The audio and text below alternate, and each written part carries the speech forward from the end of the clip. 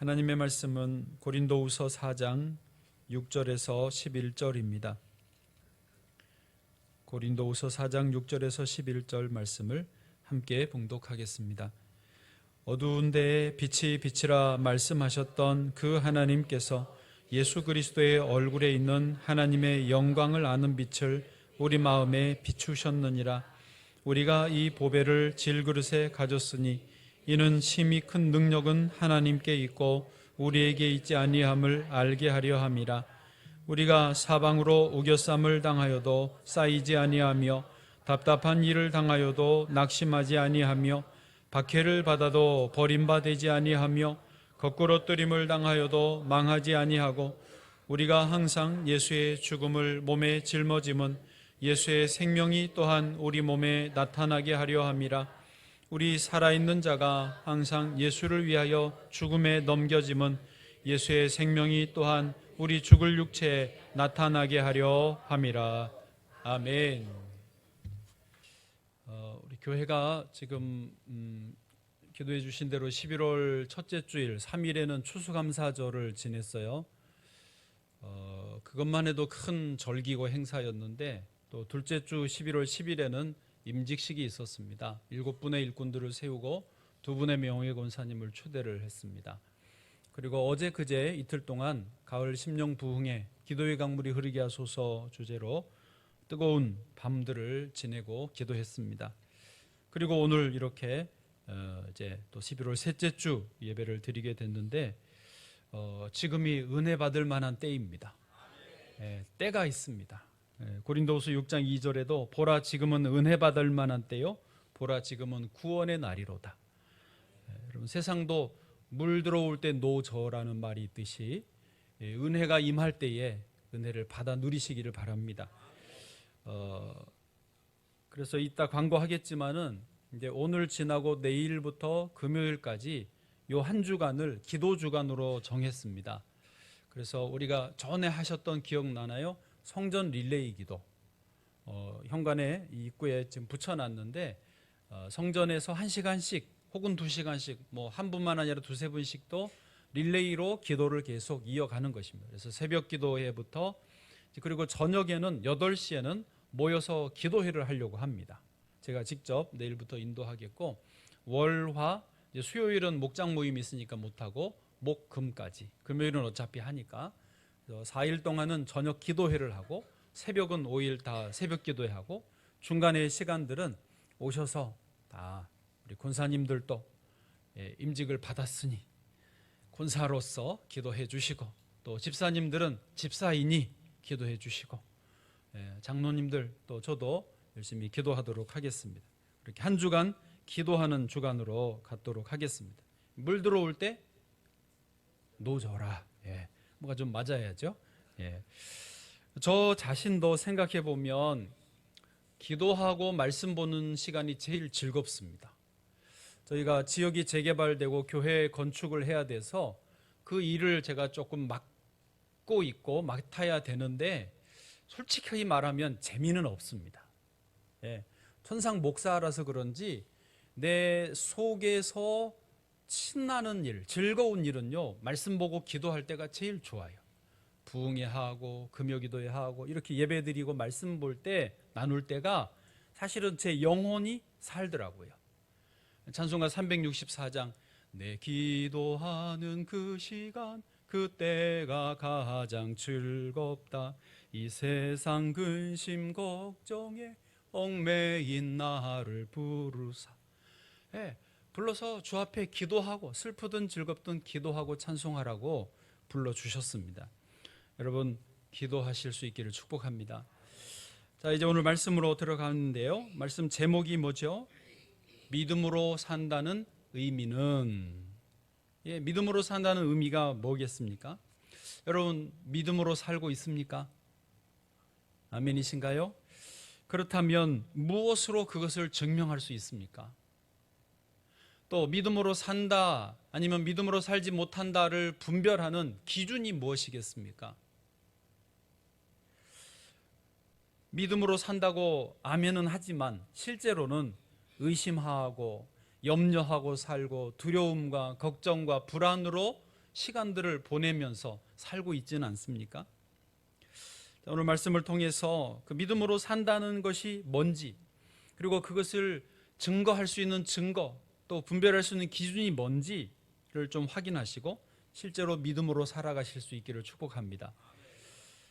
오늘 본문 말씀을 좀 먼저 살펴보겠습니다. 사도 바울이 고린도 교인들에게 믿음으로 살 것에 대해서 이렇게 설명을 해주시는데요. 먼저 6절을 보면은 어두운 데에 빛이 빛이라 말씀하셨던 그 하나님께서, 여러분, 하나님이 태초에 온 세상이 흑암과 그 혼돈 속에 있을 때 빛이 있으라 하셨고 빛이 있었습니다. 할렐루야. 예, 하나님이 어둠에 있는, 어둠을 향하여 빛이 있으라 하시니 빛이 생겼습니다. 그런 하나님께서 지금 그 다음에 보시면 예수 그리스도의 얼굴에 있는 하나님의 영광을 아는 빛을 우리 마음에 비추셨느니라. 아멘. 그러니까 빛을 창조하시고 빛을 있게 하신 하나님이 우리에게도 빛을 비춰주셨다라는 거예요. 바울에게도, 고린도 교인들에게도, 지금 저와 여러분에게도 하나님이 빛을 비춰주셨다라는 것이죠. 예, 그러면 그 빛이 무슨 빛이냐? 그 앞에 다시 한번 보시면 예수 그리스도의 얼굴에 있는, 그러니까 예수님의 얼굴을 보면 거기에 하나님의 영광이 있구나를 알아보게 하시는 빛이라는 거예요. 어떤 분은 성경 읽고 어떤 분은 예수님을 이렇게 설명을 들을 때에 그 예수님에 대해서 못 알아봐요. 그러면 그 사람은 아직 하나님이 그에게 빛을 안 비춰주신 거라고 한다면, 예수님 말씀을 들을 때 마음이 밝아지고, 아, 예수님이 하나님이시구나, 예수님이 메시아로구나, 예수님에게 하나님의 영광이 있구나를 알아보는 사람은 이 지금 그 빛을 마음에 비춰주신 거라는 거죠. 그 말을 설명하고 있는 거예요. 그래서 그 빛이 이제 마음에 들어온 사람들, 그래서 예수님이 하나님이신 것을 알아보는 사람들에게는 그 다음 단계로 넘어갑니다. 7절요. 우리가 이 보배를 질그릇에 가졌으니, 여기서 우리는 누구냐? 빛을 마음에 받은 사람들이죠. 그래서 예수님이 하나님이시구나, 모든 능력이 하나님께 있구나를 깨달은 우리는, 이제 그런 사람들이 우리예요. 아직 빛이 안 비춰진 사람들은 이 우리에 들어오지 못합니다. 그 깨달은 우리가 이 보배를 질그릇에 가졌으니, 빛이 들어와서 예수님을 알아본 사람들은 예수님이 보배이신 것을 깨달은 거죠. 예수님이 그저 그런 여러 신들 중에 한 분이고 성인 중에 한 분이고 그렇게 보는 사람들은 아직 예수님 보배인 걸 몰라요. 빛이 안 비춰졌어요. 그러나 빛이 비춰진 사람들은 놀라는 거죠.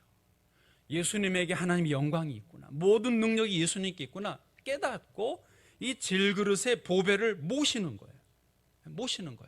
그 다음에 가면 이는 심히 큰 능력은 하나님께 있고 우리에게 있지 아니함을 알게 하려 함이라. 아멘. 그것을 알아보는 거예요. 깨닫는 거예요. 예수님이 내 안에 오심으로 모든 능력이, 주님의 능력이 나와 함께 하시는 거, 능력이신 주님이 나와 함께하는 이 자체로 나는 완벽한 것을 깨닫는 것이죠. 그러면 그 다음 단계로 이제 넘어갈 수도 있습니다. 8절 9절입니다. 8절 9절 이 깨달은 사람들의 고백이에요. 같이 소리내서 여기는 읽어보시죠. 시작. 우리가 사방으로 우겨쌈을 당하여도 쌓이지 아니하며 답답한 일을 당하여도 낙심하지 아니하며 박해를 받아도 버림받지 아니하며 거꾸러뜨림을 당하여도 망하지 아니하고. 아멘. 모든 능력의 주인이신 예수님이, 보배이신 예수님이 질그릇 같은 내 안에 함께 계시기 때문에 이제 아무 문제가 없는 거예요. 사방으로 우겨쌈을 당하여도 나는 안 싸요. 답답한 일을 당하여도 낙심 안 해요. 박해를 받아도 버림받지 않고 나를 거꾸로 틀렸어. 그래도 나는 안 망해요. 일하다가 실패할 수는 있어도 다시 일어납니다. 왜요? 내 안에 모든 능력의 주인이신 예수님이 함께 하시기 때문에. 그래서 시작이 뭐예요? 빛을 비춰주셔서 예수님이 하나님이시구나 깨달으신 분들은 그 보배를 모시고 살면서 이렇게 오뚜기처럼 일어나고 실패해도 망하지 않고 우겨쌈을 당하여도 다시 일어나는 놀라운 기적의 역사를 체험하며 산다는 것입니다. 신비한 것입니다. 그래서 이제 마지막 단계로 나아갑니다. 마지막 단계 10절, 11절인데요. 10절 제가 읽어드리면 우리가 항상 예수의 죽음을 몸에 짊어짐은, 이 말이 무슨 말인지 아시겠어요? 이제 내 안에 살아계신 예수님이 계시는 게 확실하니까 내가 항상 죽음을 몸에 짊어져요. 내가 죽는 대로 나가는 거예요.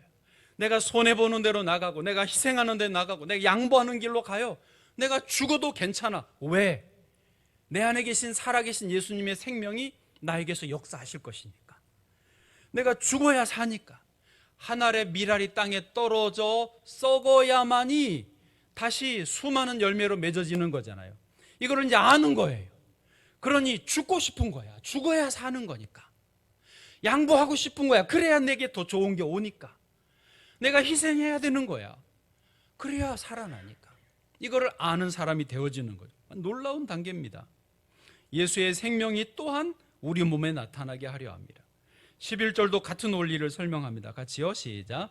우리 살아있는 자가 항상 예수를 위하여 죽음에 넘겨짐은 예수의 생명이 또한 우리 죽을 육체에 나타나게 하려 함이라. 아멘. 예수의 생명이 나에게 나타나게 하기 위해서 내가 죽는 길로 나가는 거예요. 내가 희생하는 길로 나가는 거예요. 얼마나 놀라운 깨달음이고 발견입니까? 목욕탕 욕조에 들어가서 좀 뜨거워도 참고 담궈야 때가 나옵니다.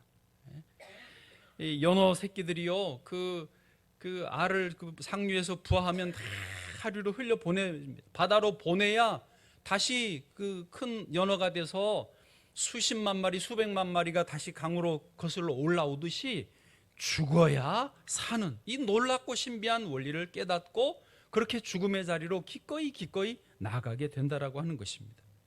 사도 바울이 이것을 깨달았습니다. 예수님이 죽으셨던 것처럼 나도 죽어야 사는 것을 깨달은 거예요. 사도 바울은요, 아까 그 처음에 6절에 빛을 비춰주셨다고 그랬잖아요. 자기 이야기예요. 사실은 6절을 보여주시면 바울이 다메섹 도상으로 갈 때에 예수 믿는 사람들을 잡으러 갔잖아요. 그때는 바울은 어둠 속에 있었습니다. 나는 열심이라고 했어요. 나는 율법에 열심이고 나 하나님을 섬기는 일이라고 생각하고 예수 믿는 사람들을 잡으러 갈 때 사실은 빛이 없었어요. 그래서 예수님을 못 알아봤던 거죠. 그러다가 다메섹 도상에서 정오의 빛 같은 강렬한 빛이 바울에게 비춰지니까 세상에 예수님이 하나님의 아들이신 거예요. 예수님에게 하나님의 영광이 있는 게 비로소 보여진 거예요. 깜짝 놀랐습니다. 당황했습니다. 충격이었습니다. 몇 날 며칠 눈도 못 뜨고 말도 못하고 지내다가 결국은 이 참 빛이신 참 생명이신 예수님을 위해 헌신하게 되는 거죠. 자기 이야기 6절이요.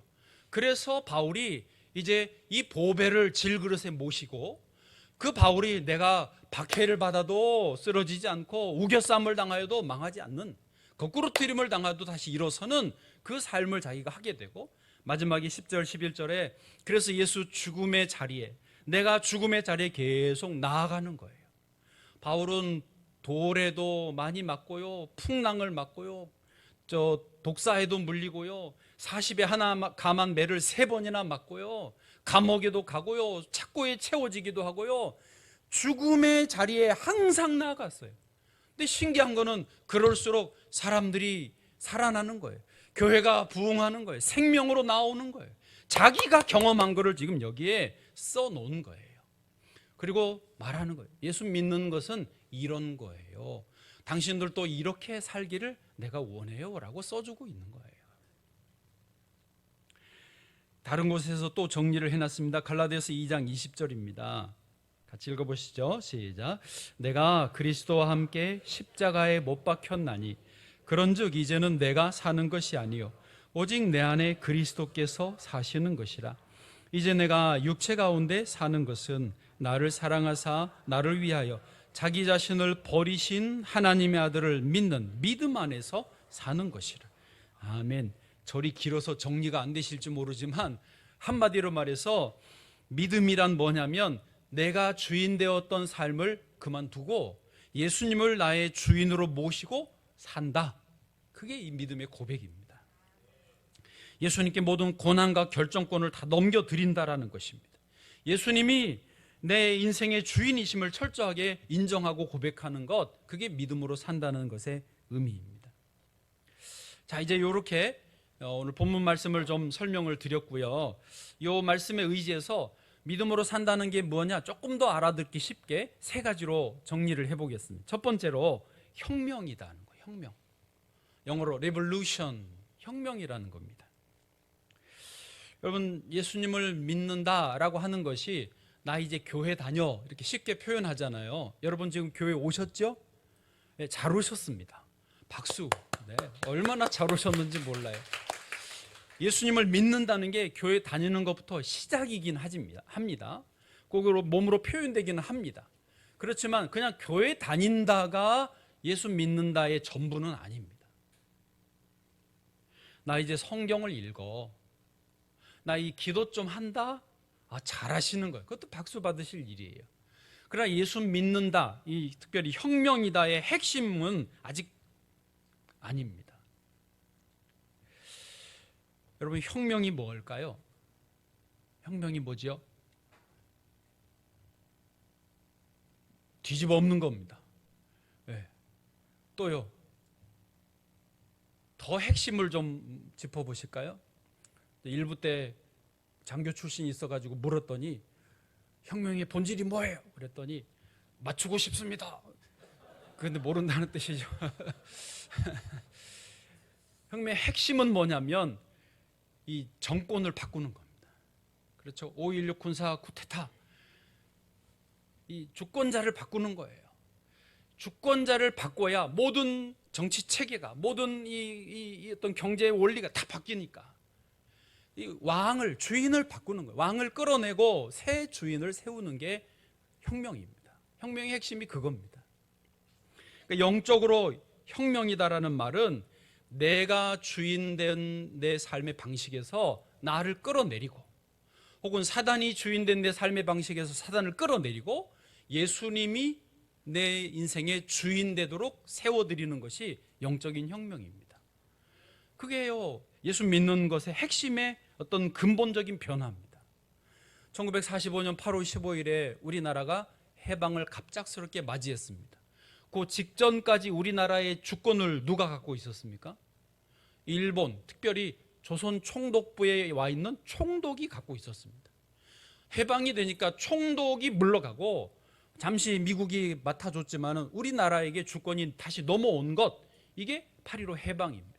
그런 것처럼 주권자가 바뀌는 것, 주인이 바뀌는 것이 혁명이고, 그게 예수 믿는다는 의미의 가장 중요한 핵심입니다. 예수를 믿는다, 교회 다닌다 하면서도 여전히 내가 주인이고 여전히 다른 것이 주인이 되는 삶을 사는 것은요, 사실은 예수를 온전히 믿는다라고 말할 수 없습니다. 마약에 중독이 되면요, 그때부터 정신을 못 차립니다. 자기도 알아요. 마약을 하면서 끊지 못하고 마약을 하면서 내 영혼이 지금 파괴되고 있다. 내 인생이 이러다가 끝장이다. 뭐 가정이 있는 분은 우리 가정이, 우리 애들이 위험하다. 우리 엄마 아빠가 너무 힘들어지실 것 같다. 그러면서도 그것을 끊지를 못합니다. 왜요? 이미 마약이 나의 주인이 돼버린 거예요. 중독이라는 건 무섭습니다. 남경필 전 경기도지사의 아들이 마약을 했습니다. 왜 했는지는 뭐 설명이 복잡하니까 어쨌든 한 번 마약을 하니 끊지를 못하는 거예요. 그래서 가족들하고 아무리 대화를 해도 안 되는, 말로 안 되는 거. 그래서 약속을 했습니다. 또다시 자기가 그랬어요. 내가 마약을 하면 나를 경찰에 신고해달라고 가족에게 부탁을 했어요. 그래서 경찰에 동생이 발견하고 신고합니다. 경찰에 끌려가서 조사를 받고는 얘는 신분이 확실하니까 집에 가 있으라고 또 풀어줘 버렸어요. 그래서 본인은 제발 날 좀 감옥에 넣어달라고, 그래야 거기서 마약이 공급 안 되니까 억지로라도 마약을 끊을 수 있을 텐데 자꾸 풀어주는 거예요. 2번, 3번 풀어주는 거예요. 남경필 전 지사가 억울해하더라고요. 집사님인데 그 그 권력의 힘으로 아들이 풀려 나왔다라고 기사에 나왔는데 엄청 억울해 하시더라고요. 아니 우리는 제발 얘를 감옥에 넣어달라고요. 그래도 경찰이 안 넣는 거예요. 그 세 번째인가 네 번째 겨우 감옥에 들어갔대요. 왜? 그래야 마약을 안 할 수 있으니까. 전두환 전 대통령의 아들 전재용 씨도 마약을 했습니다. 남경필 전 지사님이 작은 개척교회 부인하고 같이 교사로 지금 봉사하고 있는데 자기 아들 문제 때문에 마약에 대해서 엄청 많이 공부하고 현장을 보고 어떻게 해야 되는지 알았어요. 신앙으로 어떻게 이겨내는지를 알았기 때문에 이 전재용을 도와서 마약을 끊게 해줬어요. 그거 간증하더라고요. 여러분, 마약이라는 게 뭐든지 그렇습니다. 마약만 그런 게 아니라 돈이든 뭐 게임이든 뭐 어떤 뭐 건강하고 뭐 성공하고픈 욕망이든 다 그게 나의 주인이 되면 우리를 통제하고 이리저리 끌고 다니다가 결국은 내버리고 마는 것입니다.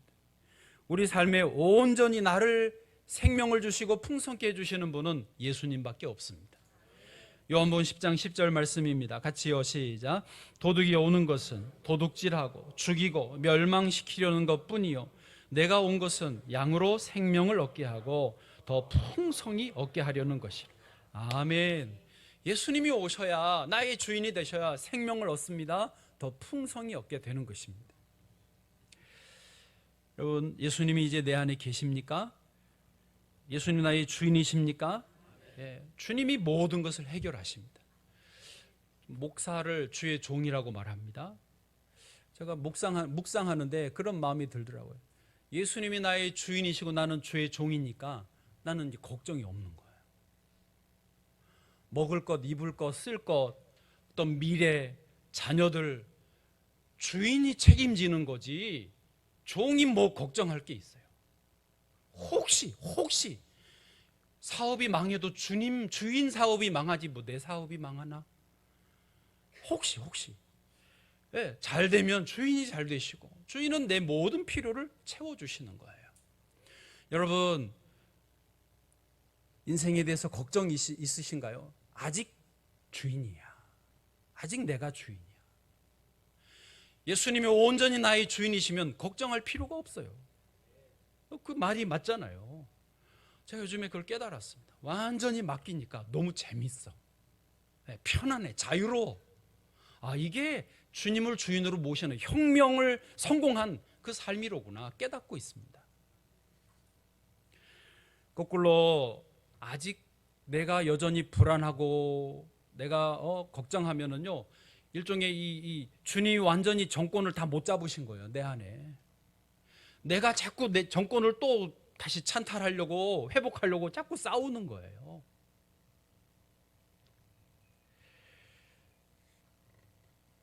자, 그런 의미에서 이제 우리가 기도할 때에 주님께, 주님, 제가 사랑할 수 있도록 사랑을 주십시오.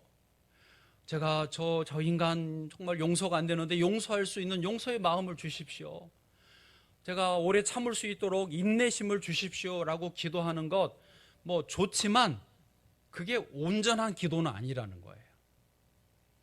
여러분, 그런 기도 하셨지요? 해보셨는데 죄송합니다. 됩니까? 안 됩니다. 저도 수없이 했는데 안 돼요.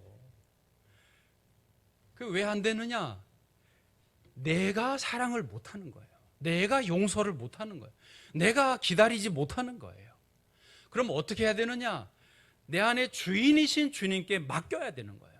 내 안에 모든 능력, 사랑도 용서도 인내도 뭐 화목도 다 되시는 예수님이 역사하시고 나는 따라가면 되는 거예요.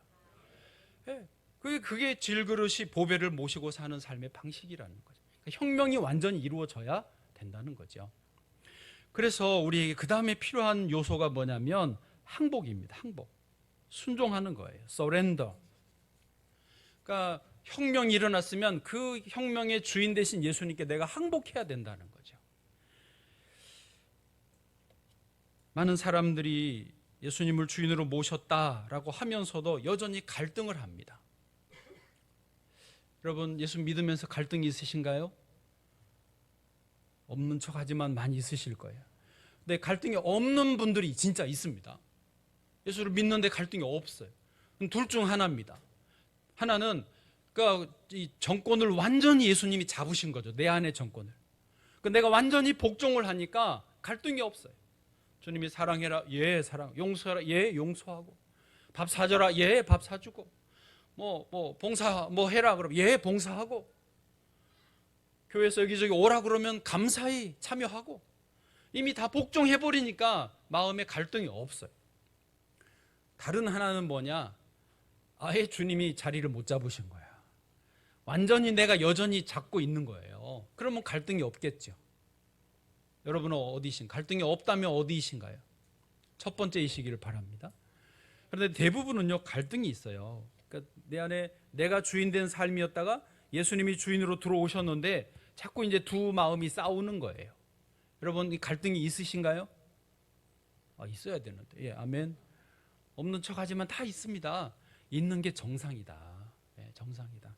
사도 바울도, 위대한 아까 그 바울도 그러셨어요. 로마서 7장 22, 23절에 보면요, 내 속 사람으로는 하나님의 법을 즐거워하되 내 지체 속에서 한 다른 법이 내 마음의 법과 싸워 내 지체 속에 있는 죄의 법으로 나를 사로잡는 것을 보는도다. 예. 그래서 갈등이 있는 것은 당연합니다. 그런데 이 갈등 상황 속에서 내가 선택을 해야 되죠. 어떻게 해요? 항복하는 걸로 선택해야 돼요. 예수님께 나를 맡기고 나를 드리고, 나는 사랑할 수 없지만 주님께 나를 드리면 주님이 내 안에서 사랑하시는 거예요. 나는 용서할 수 없지만 내가 주께 항복하면 주님이 내 안에서 용서해 주시는 거예요. 그렇게 사는 게 그리스도인이 믿음으로 사는 방식이라는 것입니다. 이 순종, 항복하는 것은요, 좋을 때만 하는 게 아닙니다. 하기 싫어도 그냥 나를 드리는 거예요. 우리 목회자들을 제가 보면 참 고마워요. 저도 더 젊을 땐 그래 했지만 부교육자들은 말하면 무조건 합니다. 제가 볼 때 하기 싫은 눈치가 있는 것 같기도 한데 그냥 합니다. 왜요? 순종의 훈련이 돼 있으니까. 근데 집사님들은 조금 제가 눈치를 보죠. 권사님들도 제가 눈치를 봐요. 왜? 순종의 훈련이 다 안 돼 있으니까. 그건 아니에요, 사실은요. 왜 내가 눈치를 봐야 돼요? 왜 하나님이, 주님이 여러분의 눈치를 봐야 돼요? 그건 아니에요. 아직 갈등하고 있으니까 봐주시는 거죠. 그러니까 온전한 믿음의 삶은요, 혁명에 주님에게 온전히 항복하는 거예요. 그런데요, 이 항복이, 순종이 쉽지 않습니다. 세상은 그 비굴한 생각이지만, 안 좋은 의미지만 그리스도 안에서의 순종은요, 너무너무 기쁜 일이에요. 너무 감사한 일이에요. 이거보다도 좋은 일이 없어요. 순종하면서 제가 막 신나더라고요.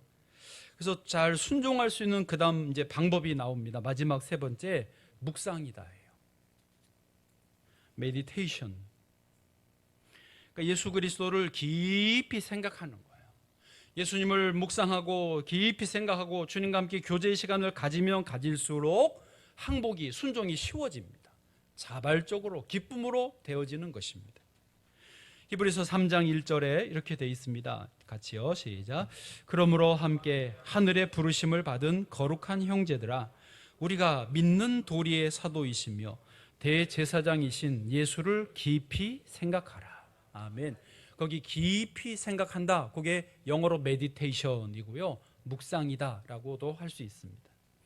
믿는 도리, 우리가 믿는 어떤 표본이신 예수님을 깊이 생각하고 생각할수록 우리는요, 항복이 쉬워지고, 그리고 온전한 믿음의 삶을 살게 되어진다는 것입니다. 이 세상에는 자연의 법칙 중에 중력의 법칙이 있습니다. 중력의 법칙을 누가 발견했죠? 뉴턴이 발견했습니다.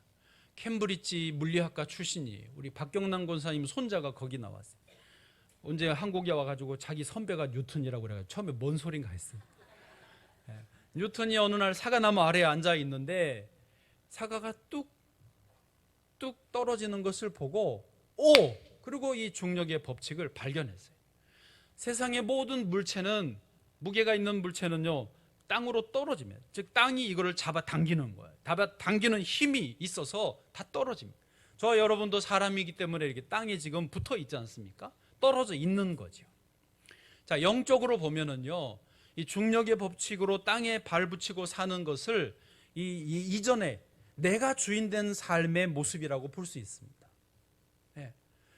그런데요, 하늘을 나는 게 있습니다. 뭐가 하늘을 날죠?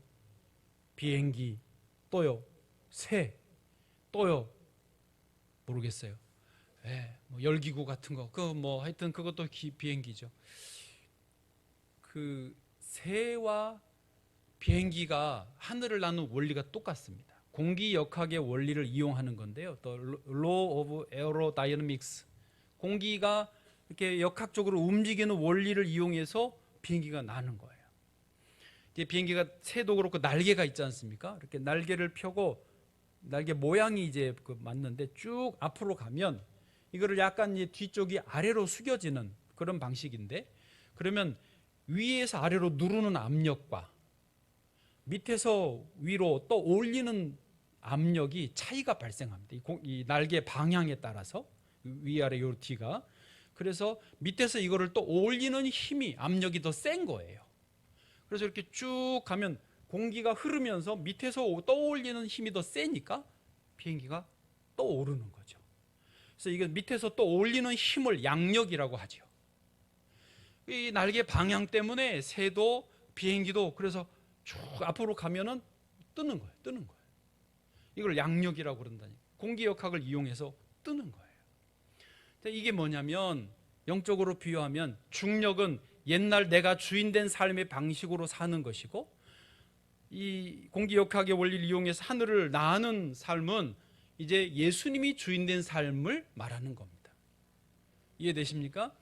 근데 우리가 보통 일반적으로는 하늘을 날 수 없지만 이 양력을 이용하면 하늘을 날 수 있는 거예요. 그리고 계속 하늘을 높이 멀리 힘있게 날아오를 수 있는 거예요.